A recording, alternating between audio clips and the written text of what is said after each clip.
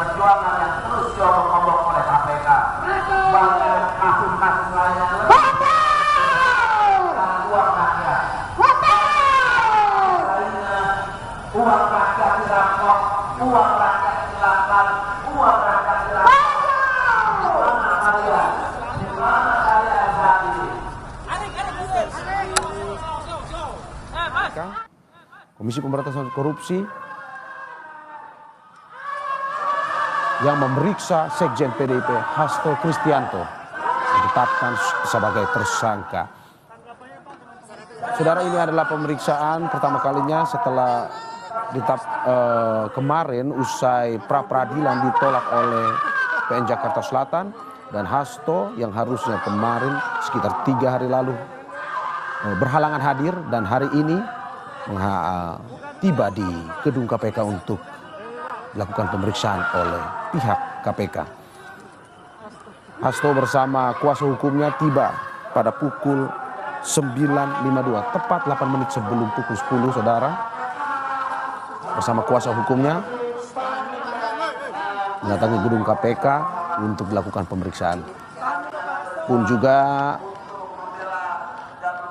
tadi Anda bisa melihat rekan-rekan media yang sudah menunggu sejak pagi tadi untuk mendengarkan pernyataan yang langsung disampaikan oleh Sekjen PDIP Hasto, yang juga kemarin, saudara, sudah melakukan pernyataan bahwa hari ini dirinya akan memenuhi panggilan dari KPK. Anda bisa melihat visual terkini bagaimana awak media mencoba untuk mendapatkan pernyataan langsung dari Hasto sebelum nantinya diperiksa oleh pihak KPK.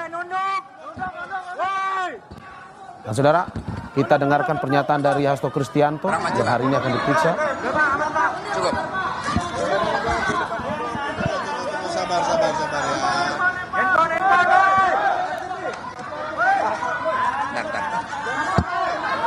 Handphone bawaan lagi, handphone.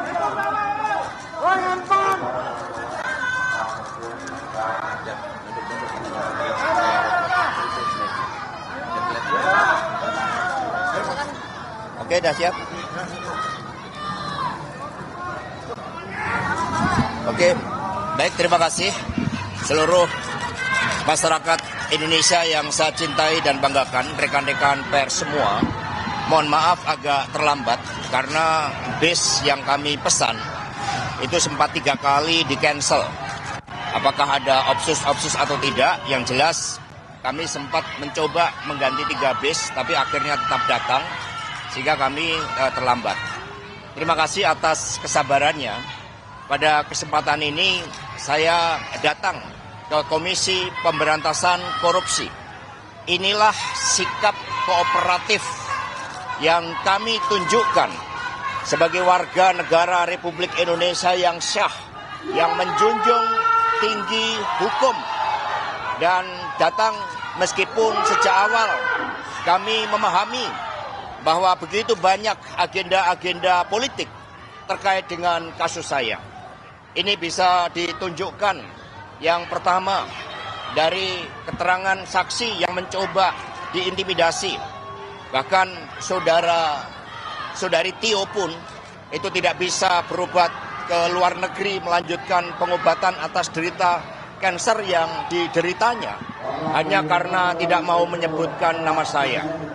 Yang kedua, bahwa bukti-bukti yang disampaikan di dalam peradilan ternyata diperoleh juga dengan cara-cara yang tidak sah, dengan cara-cara melanggar etika, dengan cara-cara yang melakukan perbuatan melawan hukum, sebagaimana terjadi dengan saudara Kusnadi ketika dia datang mendampingi saya, maka penyidik KPK saudara Rosa Purba Bekti kemudian menyamar, membohongi, mengintimidasi, merampas barang milik DPP PDI Perjuangan, dan kemudian menginterogasi tanpa adanya surat perintah panggilan.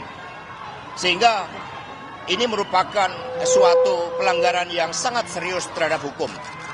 Yang ketiga, terjadinya pelanggaran terhadap hak asasi manusia.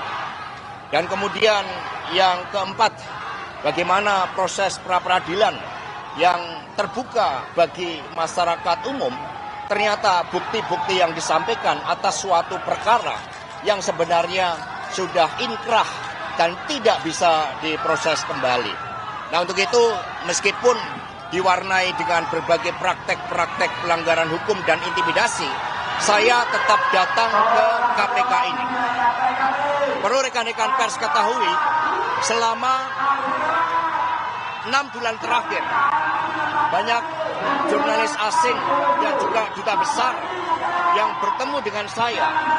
Mereka mempertanyakan tentang kegelapan demokrasi di Indonesia ini. Mereka begitu prihatin dengan kegelapan demokrasi ini hanya karena ambisi kekuasaan. Bapak, Ibu, dan saudara-saudara sekalian, kalau suatu negara berdiri yang kokoh, yang berkeadilan, maka dampaknya sangat luas. Tidak hanya kehidupan sosial, politik masyarakat, tetapi juga iklim investasi. Tidak akan ada investasi yang masuk ketika tidak ada hukum yang memberikan kepastian di dalam seluruh tata pemerintahan negara kita. Karena itulah kami mohon doanya, kami datang dengan niat baik, dan untuk itu mohon bersabar, kami akan ikuti seluruh proses dengan memberikan keterangan yang sebaik-baiknya. Terima kasih.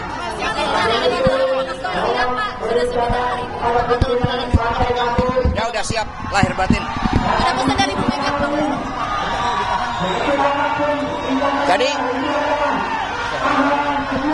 Jadi saudara-saudara sekalian, suatu pertanyaan yang baik.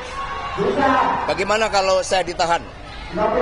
Rekan-rekan semuanya, Republik ini dibangun berdasarkan hukum yang berkeadilan. Itu konsepsi awalnya. Karena itulah ketika itu terjadi, semoga tidak, ya ini saya yakini akan menjadi pupuk bagi demokrasi. Ini akan menjadi benih-benih bagi upaya untuk mewujudkan suatu sistem penegakan hukum yang sebenar-benarnya tanpa pandang pilih. Karena itulah kami meyakini, karena kami dilatih untuk berjuang dengan keyakinan. Saya tidak menjabat sebagai pejabat negara. Tidak ada kerugian negara terhadap kasus yang mencoba ditimpakan kepada saya. Sehingga kalau penyimpangan dan penyalahgunaan kekuasaan itu terus-menerus akan digunakan, saya meyakini bahwa benih-benih demokrasi, pupuk-pupuk demokrasi untuk mengoreksi kekuasaan yang zalim itu akan semakin besar. Terima kasih.